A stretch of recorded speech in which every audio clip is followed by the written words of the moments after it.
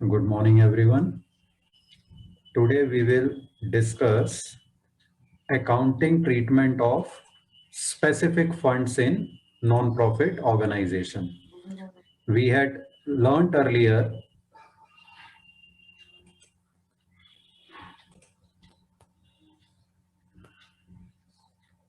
Yes, so we had discussed that whenever a non-profit organization receives a donation or receives an amount for a specific purpose, which is to be spent for a specific purpose, we call it a specific fund, and it is shown in liability side of balance sheet as a specific fund, right? For example, a donation received to give prizes out of it will be called a prize fund. A donation received to construct a building from that amount will be called a building fund, and so on, right? Any Yes, doubt up to here? no, sir. Okay.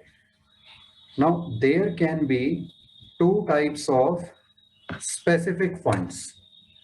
One are capital expenditure funds and the other are revenue expenditure fund. Capital expenditure fund basically means the amount which has been received, which is to be spent for purchase or construction of any fixed asset. Okay. For example, building fund, machinery fund, furniture fund can be there, which the amount of which is to be spent either on construction or on purchase of any fixed asset.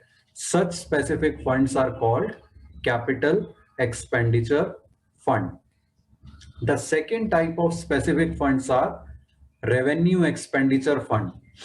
For example, tournament fund, prize fund. The amount of these funds is to be spent for a specific purpose, and that specific purpose is not purchase or construction of any fixed asset. So these are called revenue expenditure funds. Means had this fund not been there, this expenditure would have come in income and expenditure account as an expense. ऐसे expenses के लिए अगर कोई specific fund है तो उसे revenue expenditure fund कह सकते हैं हम, ठीक है? In the absence of specific fund for revenue expenditure, अगर सपोज टूर्नामेंट के लिए कोई फंड ना हो तो टूर्नामेंट से रिलेटेड जितनी भी रिसीट्स होंगी they will be shown as an income in income and expenditure account. Similarly, all expenses related to the tournament will be shown as expenditure in the income and expenditure account. But if specific fund for tournament is there, these receipts will be added to the fund and these expenses will be subtracted from this fund. Is it clear? Sir, which one? Revenue expenditure fund के लिए I am saying जैसे tournament fund है या prize fund है, अगर ये fund नहीं हो Yes, sir. तो टूर्नामेंट से रिलेटेड रिसीट्स या प्राइजेस से related receipts income and expenditure में इनकम साइड पे आएंगी. इसी तरह से टूर्नामेंट से रिलेटेड Yes, sir. एक्सपेंसेस या प्राइजेस देने में जो एक्सपेंस हुए वो इनकम एंड एक्सपेंडिचर में एक्सपेंस शो किए जाएंगे. But when there is a specific fund for this purpose like tournament fund, prize fund, तो फिर इनसे रिलेटेड जो भी रिसीट्स होंगी वो फंड में ही ऐड होंगी लायबिलिटीज साइड पे और एक्सपेंसेस भी फंड में से ही सब्ट्रैक्ट होंगे. Is it clear? Yes, sir. Okay. Now write down accounting treatment of specific funds.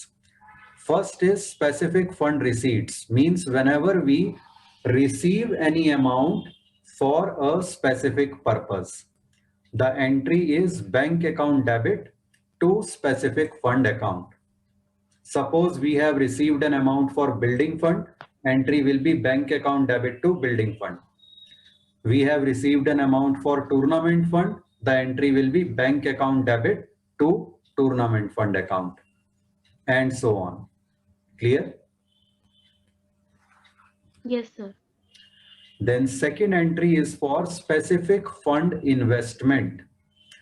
जो फंड हमें मिला है, सपोज हमें बिल्डिंग फंड मिला 20 lakh rupees, but we will start construction of the building after a few months. So till that time, this fund will be lying idle with us. What the organization can do is they can invest this fund amount somewhere, maybe in a fixed deposit with a bank or some other investment. For the time being, it is not required. तो अगर organisation fund का amount कहीं पर invest कर देती है जब तक उसकी जरूरत ना हो, that is called specific fund investment, and the entry is specific fund investment account debit to bank account. ठीक है, for example prize fund investment account debit to bank account. Is it clear? Yes, sir. Then third is entry for income from specific fund investment. अगर fund का amount कहीं बाहर invest कर रखा है तो उस पर इंटरेस्ट या डिविडेंड जो भी मिलेगा वो इनकम होगी उस इन्वेस्टमेंट की. इसके लिए two entries will come. First, when we will receive that interest और dividend, the entry will be bank account debit, क्योंकि पैसे आ गए. टू इंटरेस्ट, अगर इंटरेस्ट मिला है तो. टू डिविडेंड, अगर डिविडेंड मिला है तो. On specific fund investment account. Suppose price fund investment पे हमें इंटरेस्ट मिला 2000 रुपीज का, तो एंट्री हो जाएगी bank account debit to interest on prize fund investment account 2000 rupees. इज it clear? Yes. Yes, sir. Then second entry, since this is an income related with the fund, so this income needs to be added to the fund. अगर price fund नहीं होता तो जो भी interest हमें investment पे मिलता है वो हम इनकम एंड एक्सपेंडिचर में दिखाते हैं. लेकिन जब प्राइस फंड इन्वेस्टमेंट पे इंटरेस्ट मिला है, मतलब प्राइस फंड है, तो ये इंटरेस्ट का अमाउंट फिर इनकम एंड एक्सपेंडिचर में नहीं जाएगा, ये प्राइस फंड में ही ऐड हो जाएगा. उसके लिए एंट्री होगी interest or dividend on specific fund investment account debit to specific fund account. Means हमारी अभी जो हमने एग्जांपल लिया, अगर पहली एंट्री हमारी हुई bank account debit to interest on prize fund investment account, तो सेम अमाउंट से नेक्स्ट एंट्री हो जाएगी interest on prize fund investment account debit to prize fund account. Is it clear? Yes, sir. तो जब हमें specific fund receipts मिली तो उसका effect balance sheet में क्या आया? एक तरफ बैंक में अमाउंट बढ़ गया, दूसरी तरफ उस फंड में अमाउंट बढ़ गया लायबिलिटीज साइड पे. जब हमने वो पैसे इन्वेस्ट कर दिए तो बैलेंस शीट में क्या इंपैक्ट आया? एसेट साइड में एक और एसेट आ गया, लेट अस से प्राइस फंड इन्वेस्टमेंट, और बैंक से उतना अमाउंट लेस हो गया.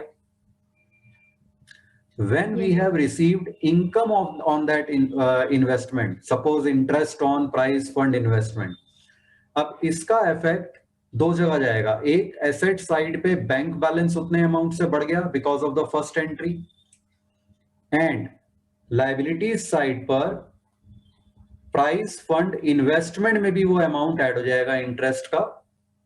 सो assets and liabilities the effect will be equal.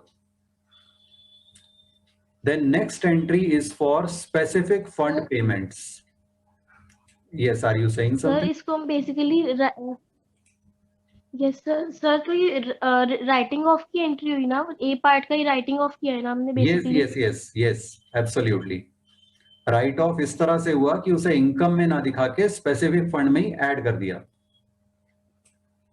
ठीक है. Yes, sir. अब यहां तक एंट्रीज में इस बात से कोई फर्क नहीं पड़ता कि ये फंड जो है वो कैपिटल एक्सपेंडिचर फंड था या रेवेन्यू एक्सपेंडिचर फंड था.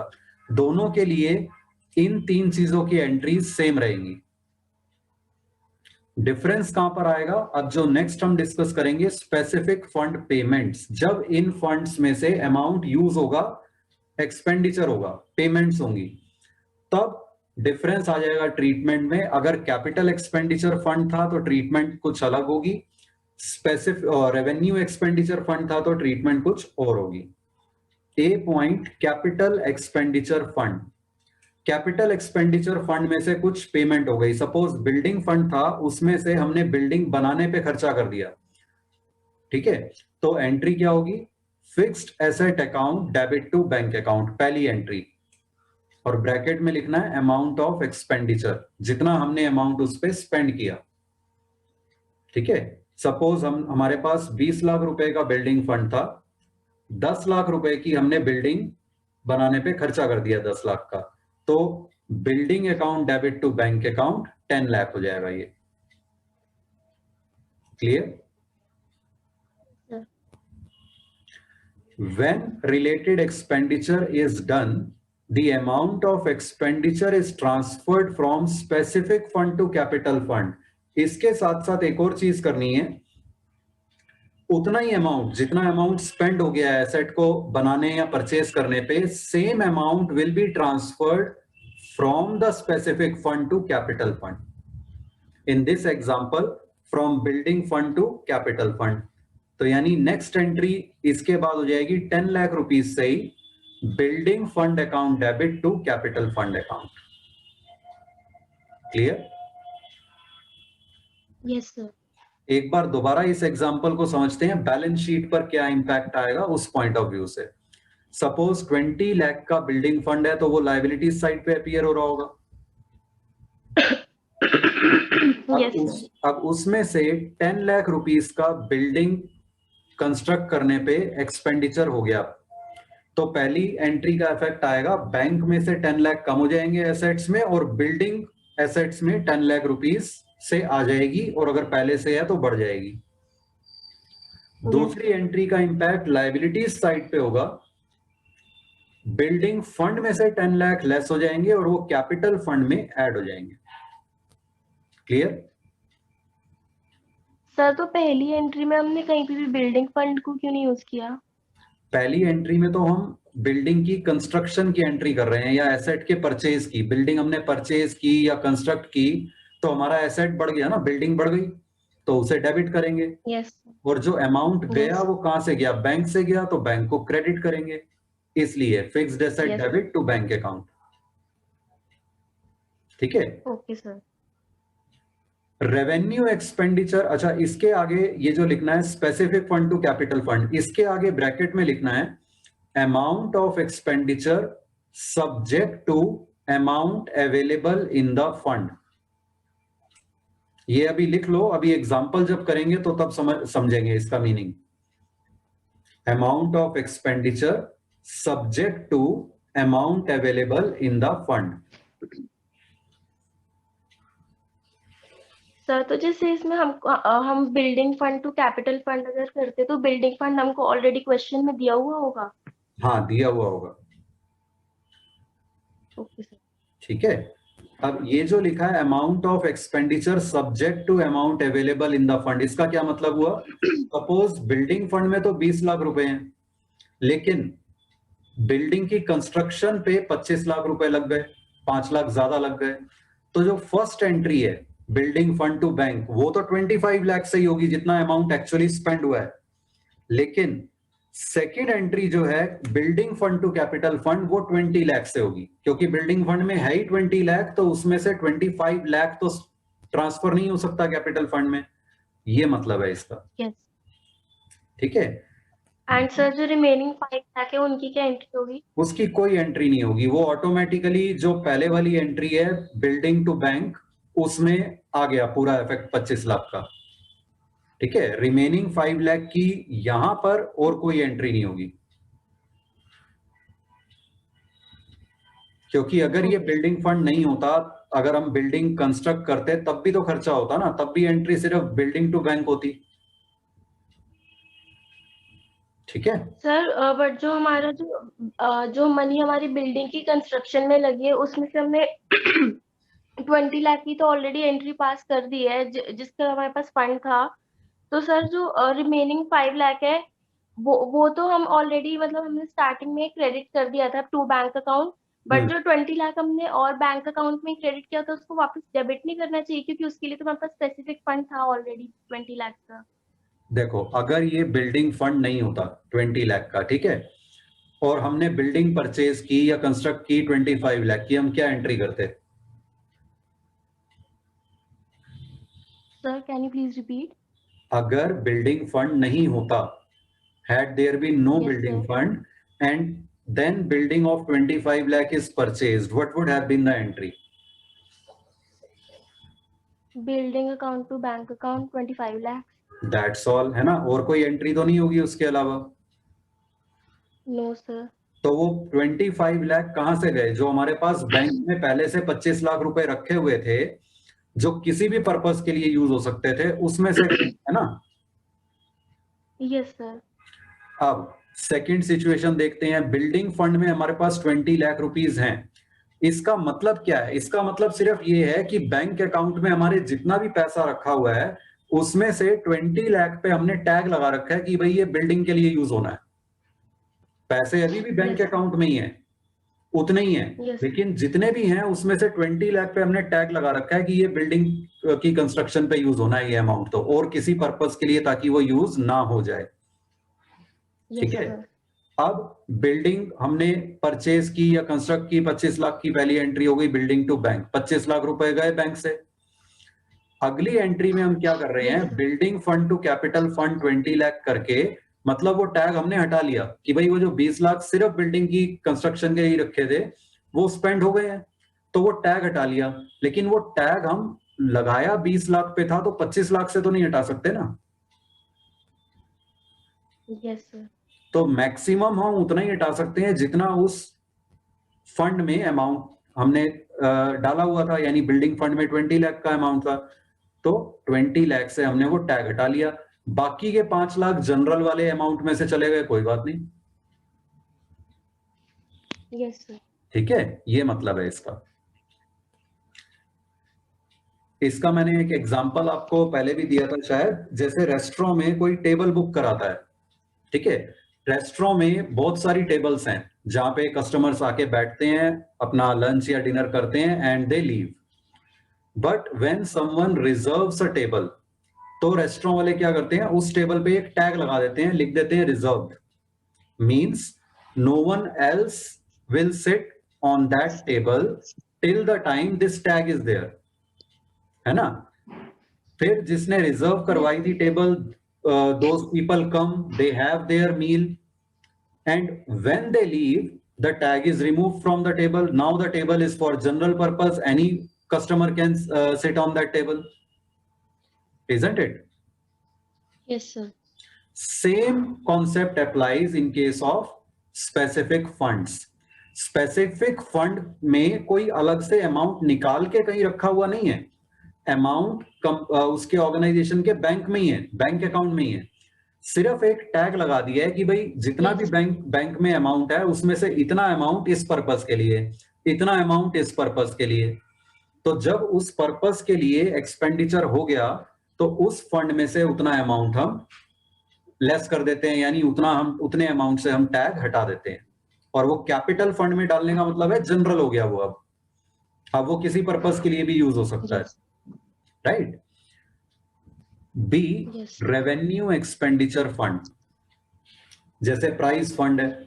अब इस केस में पहली एंट्री क्या होगी? Specific expense account debit to bank account, जितना भी एक्सपेंस हुआ। जैसे प्राइस फंड है सपोज 5 लाख, उसमें से 2 लाख के हमने प्राइजेस दे दिए, तो prize distribution expense 2 lakh to bank account 2 lakh. Clear? Yes sir.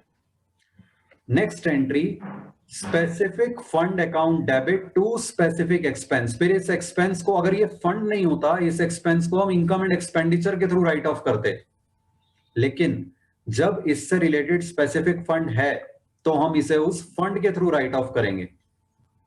ठीक है, तो क्या होगा?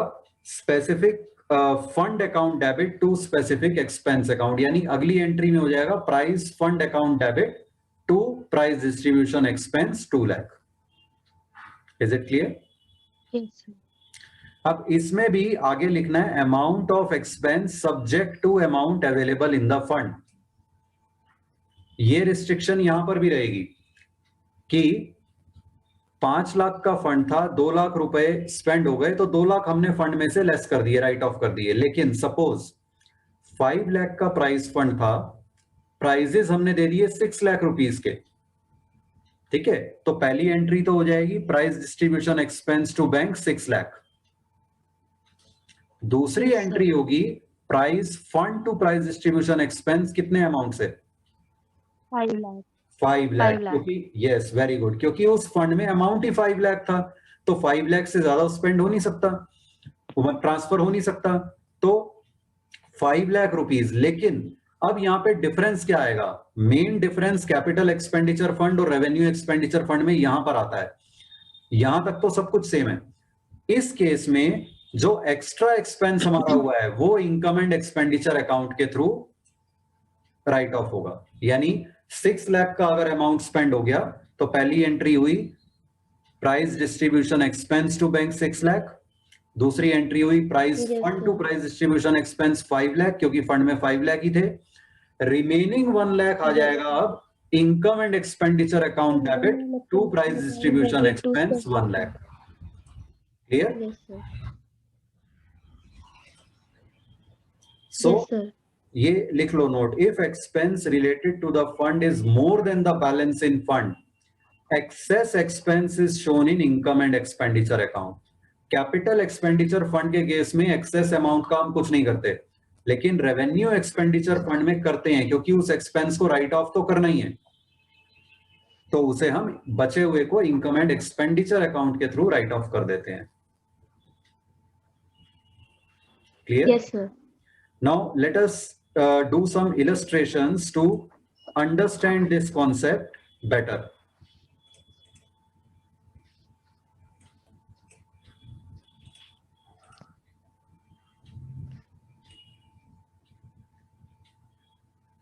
Is this screen visible?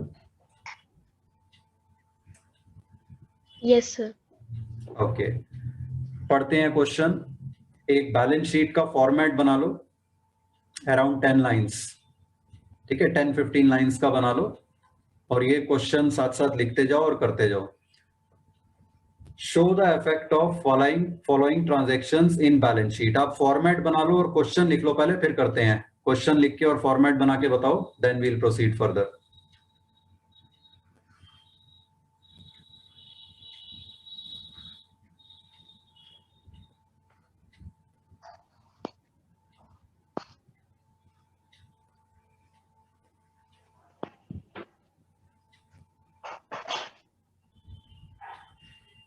Yes.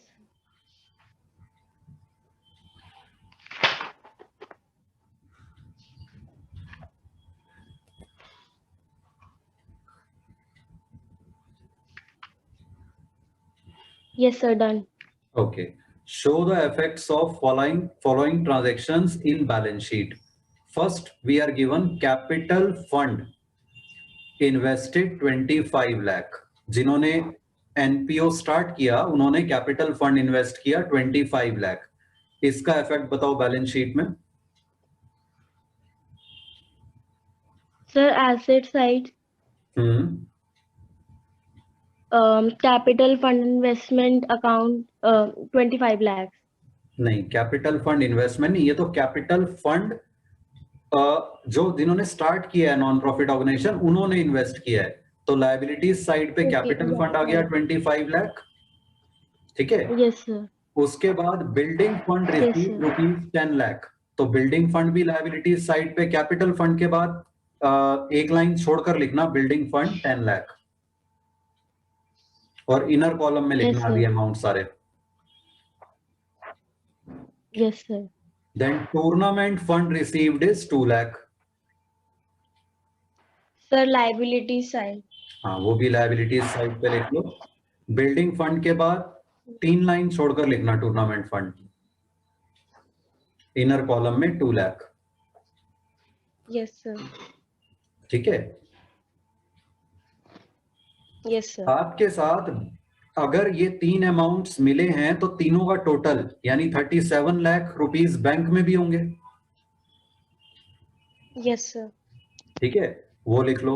ये भी इनर कॉलम में लिखना है, इसमें अमाउंट में आ गया, इनर में लिखना अभी। Okay sir.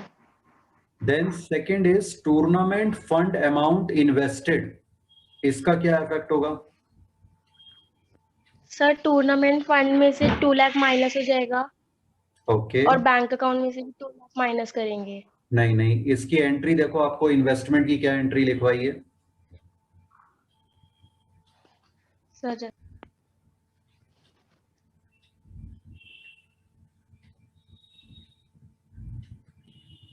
Yes, so bank में से 2 लाख रुपीज लेस हो गए इन्वेस्टमेंट के।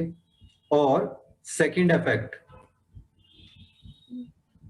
एसेट्स में, अब ये 5 लाइनें और छोड़ के बैंक के नीचे फिर लिखना, टूर्नामेंट फंड इन्वेस्टमेंट में आ गया एसेट्स में 2 लाख। Yes sir. ठीक है, उसके बाद दिया हुआ है 10% interest on tournament fund investment received, इसका क्या इफेक्ट आएगा?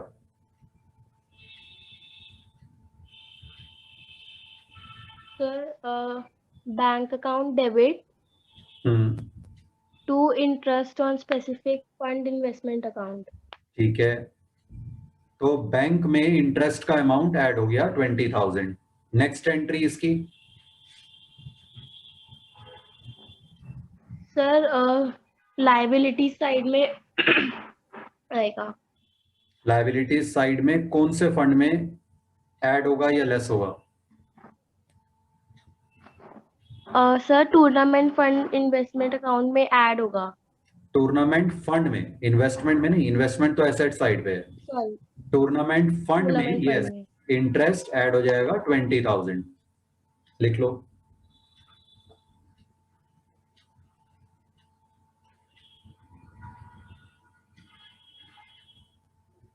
Yes sir. Then expenditure on construction of building during the year 8 lakh rupees. Tell me the entries for this. Sir पहले एसेट साइड में building account 8 lakh. Okay. And bank में से 8 lakh minus. Then yes sir. ठीक है, और assets में building sir then lakh rupees. Yes, ये हो गई फर्स्ट एंट्री। सर सेकंड फिर building fund, then sir building fund account to capital account 8 lakh. Very good, building fund में से 8 लाख लेस हो जाएंगे और वो कैपिटल फंड में जाकर ऐड हो जाएंगे। तो बिल्डिंग फंड में से 8 लाख माइनस हो गए, कंस्ट्रक्शन एक्सपेंडिचर, बैलेंस रह गया 2 लाख। कैपिटल फंड में ये बिल्डिंग फंड से अमाउंट ट्रांसफर हुआ 8 लाख, तो कैपिटल फंड का अमाउंट आ गया 33 लाख। ठीक है, yes sir. Is it clear? Then tournament Yes, sir. Expenses 10,000। Yes sir. क्या इफेक्ट आएगा बताओ, एंट्रीज बताओ। Sir tournament fund account debit to no 1 second, tournament fund investment account to bank account. नहीं, इन्वेस्टमेंट तो इसमें आया ही नहीं, टूर्नामेंट एक्सपेंस है। तो पहली entry tournament expense to bank, यानी बैंक में से 10,000 रुपीज लेस हो जाएंगे टूर्नामेंट एक्सपेंस के। ठीक है, और बैंक का नेट अमाउंट लिख Yes, लो, sir. बैलेंस आ गया 27,10,000 अमाउंट कॉलम में।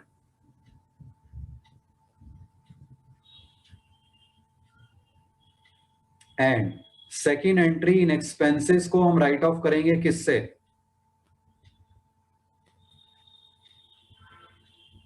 Sir capital fund.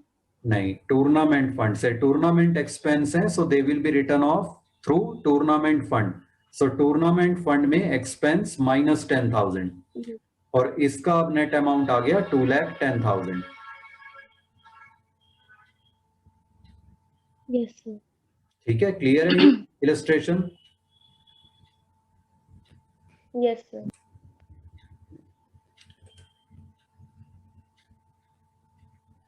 Now right this second illustration, इसका क्वेश्चन लिख लो और फॉर्मेट बना लो बैलेंस शीट का अगेन सिमिलरली। इसमें हम लिखेंगे बैलेंस शीट एक्सट्रैक्ट, और टोटल हम इसीलिए नहीं कर रहे बैलेंस शीट को क्योंकि सिर्फ एक्सट्रैक्ट है, लिमिटेड इंफॉर्मेशन हमें दी हुई है, उसे प्लेस कर रहे हैं बस। Okay.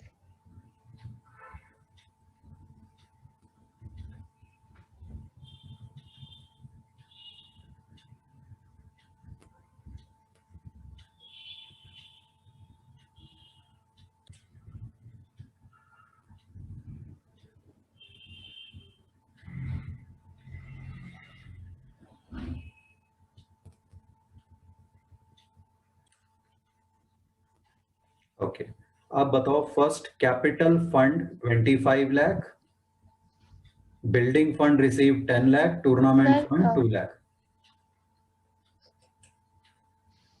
Yes sir. Sir liability side में कैपिटल फंड 25 लाख, ठीक है, देन बिल्डिंग फंड 10 लाख। ठीक है, एक लाइन छोड़कर लिखना। Yes sir.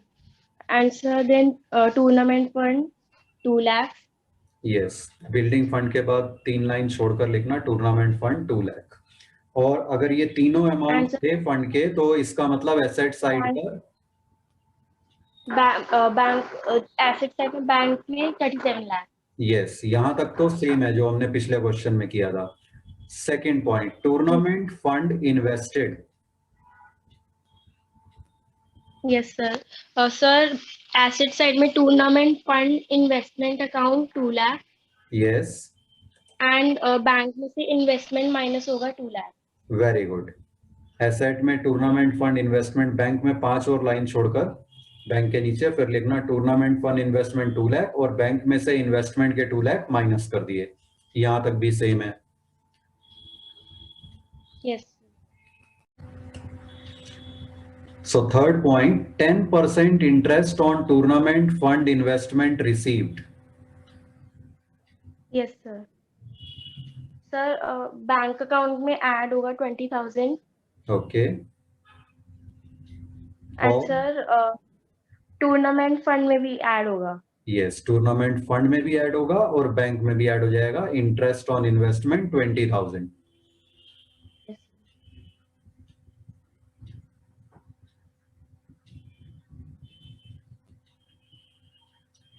नाउ यहां तक तो बिल्कुल सेम था as in illustration 1. Difference comes now. Fourth point, expenditure on construction of building during the year is 12 lakh. Yes sir. बताओ इसकी एंट्री।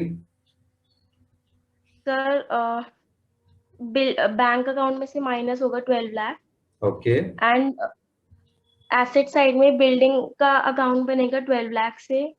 एक्सीलेंट। तो पहले तो बैंक में से बिल्डिंग माइनस 12 लाख और एसेट्स में आ गया बिल्डिंग, लास्ट लाइन में 12 lakh. Yes sir. Sir then building fund में से लेस होगा 10 लाख एंड कैपिटल फंड में ऐड होगा 10 लाख। एक्सीलेंट, क्योंकि बिल्डिंग फंड में है ही 10 लाख तो उसमें से 12 लाख माइनस नहीं हो सकते, मैक्सिमम 10 लाख ही ट्रांसफर हो सकते हैं। तो बिल्डिंग फंड में से 10 लाख रुपीस ट्रांसफर हो जाएंगे कैपिटल फंड में। बिल्डिंग फंड के हम नीचे लिखेंगे कंस्ट्रक्शन एक्सपेंडिचर माइनस 10 लाख और अमाउंट में इसका बैलेंस हो जाएगा निल, डैश डाल देंगे। Yes. और कैपिटल फंड में हम बिल्डिंग फंड ये ऐड कर देंगे प्लस 10 लाख, तो इसका नेट अमाउंट आ गया 35 lakh. Yes, sir. Now next is tournament expenses 2,50,000. Yes, sir. इसकी और एंट्री। सर पहले बैंक अकाउंट में से माइनस करेंगे हम 2,50,000। वेरी गुड, बैंक में से लेस कर दो टूर्नामेंट एक्सपेंसेस माइनस 2,50,000, तो बैंक का नेट अमाउंट आ गया 20,70,000। Yes sir. And then sir tournament fund में से भी हम एक्सपेंसेस माइनस करेंगे 2,50,000 के। लेकिन टूर्नामेंट फंड में अमाउंट कितना है ये तो देखो। ये सर 2 लाख का है तो सर और इसमें हमारे पास 20,000 ऑलरेडी ऐड हो चुके हैं तो हम 2,20,000 से करेंगे Yes. Minus. Very good, tournament fund में 2 लाख रुपए थे, 20,000 का इंटरेस्ट आ गया, तो टूर्नामेंट फंड में वी हैव 2,20,000 रुपीज, तो 2,20,000 तक हम इसमें से राइट ऑफ कर सकते हैं. So we will write expense minus 2,20,000 और इस फंड का अमाउंट हो जाएगा नील, डैश आ जाएगा अमाउंट कॉलम में. और रिमेनिंग 30,000 एक्सपेंस का क्या होगा? सर उसके लिए लाइबिलिटी साइड में इनकम एंड एक्सपेंडिचर अकाउंट आना चाहिए. Yes, there is a difference of 30,000 in both sides, as tournament expense of rupees 30,000 is to be shown in income and expenditure account. ठीक है? Yes sir. तो वो income and expenditure account में जाएगा. वो question में हमसे मांगा नहीं है, तो हमने सिर्फ नोट की फॉर्म में लिख दिया. ये क्लियर? अब इलस्ट्रेशन 3 का क्वेश्चन लिख लो और एक बार और फॉर्मेट बना लो बैलेंस शीट का. Yes sir.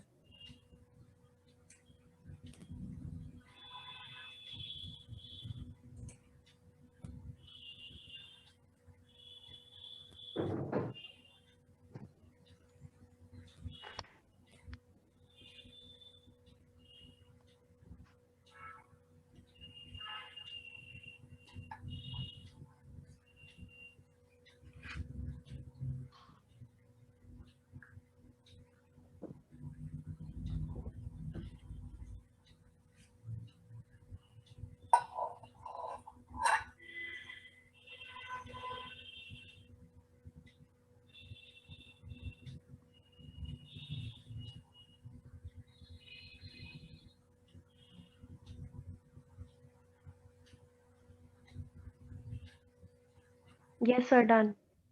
Okay, now read the first part.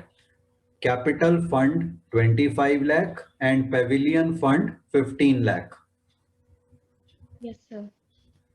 Sir, both will come in first in the liability side, capital fund 25 lakh, Yes, pavilion fund 15 lakh, and then in the asset side, bank account 40 lakh.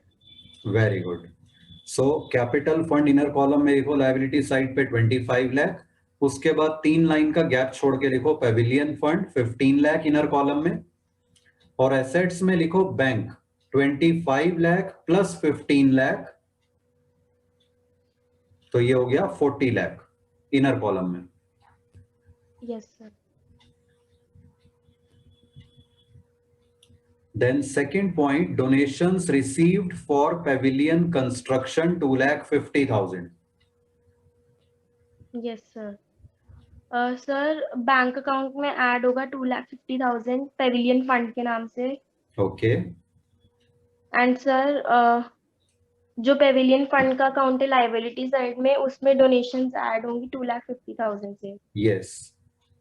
Bank में भी Pavilion fund donations add हो जाएंगी 2,50,000 और Pavilion fund में भी liability side पे donations का amount add हो जाएगा 2,50,000. Yes sir.